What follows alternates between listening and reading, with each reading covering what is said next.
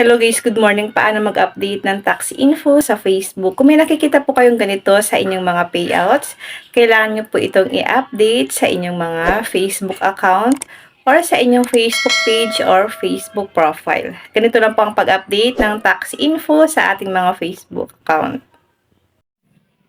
Punta lang tayo sa ating Facebook. Ang gagamitin ko po ngayon ay Facebook page. Click 3 lines, click professional dashboard, scroll up natin ito. Then, click natin ang payouts. May nakalagay dito na add your tax info to get paid. Click natin ang add tax info. Then, click ulit natin ang add tax info. Alam ko pong yung iba dyan magugulahan kasi iisipin nila na nag-add na sila ng tax info noon. Then, click natin ang continue as Russell. Kasi guys, nasa Facebook page tayo. Click natin itong continue as Russell. Kung meron din po kayong Facebook page, i-switch nyo lang sa profile.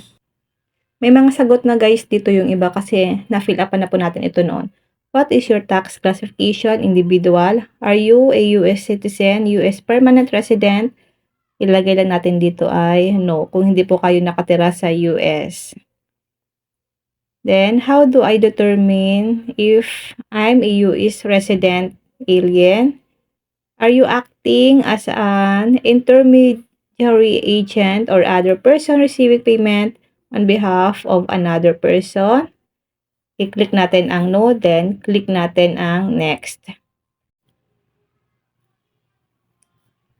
Dito pala guys, kailangan natin ilagay dito ang country of citizenship.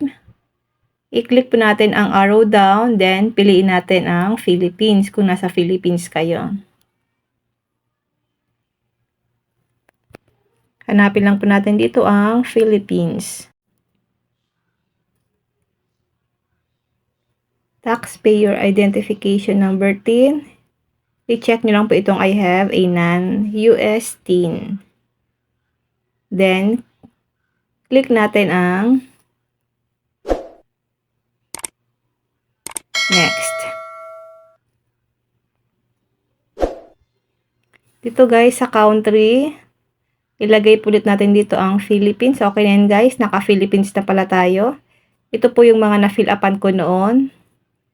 Then, click natin ang next. Add your mailing address. Nasa sa inyo po kung babaguhin nyo po yung mailing address nyo.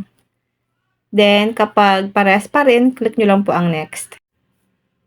Claim of tax, treaty benefits, country of tax residence. Click po natin ang arrow down. Ilalagay natin dito ay Philippines, kung nasa Philippines kayo.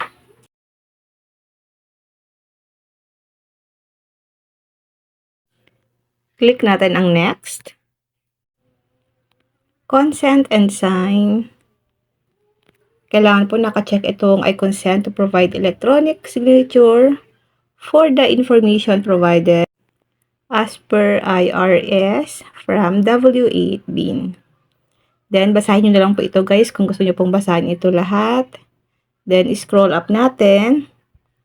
Lagyan po natin ng check. Itong nasa checkbox dito na I certify that I have the capacity to sign for the person identified on line 1 of this form.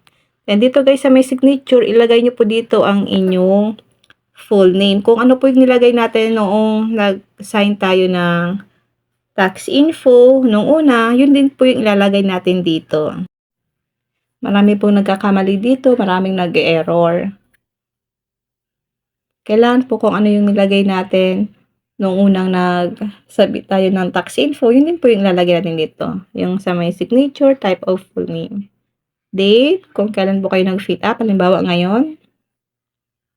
Yan guys. Then, click natin ang next.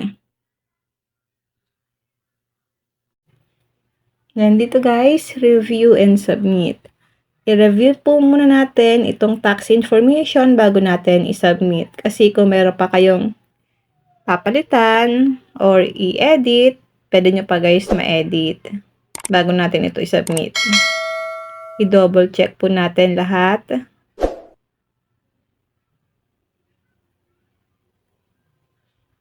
Ayan, double check nyo lang guys. Then, kapag okay naman, click na natin ang submit form. Or kung meron kayong babaguhin, click nyo po ang make changes. Pero sa akin, hindi ko na po siya babaguhin, kaya click na po natin ang submit form. Dito na guys, tax profile, United States. Basahin po natin ito lahat. Ayan, double check nyo guys. Then, kapag okay na, click na po natin ang done. Ayan, wait lang natin siya guys, kasi po naglo-loading. Ganun lang po ang gagawin natin once na kailangan natin i-update ang mga tax info natin kay Facebook. Yun lang guys, sana po may natutunan kayo sa aking video. And now, thank you for watching. God bless you all.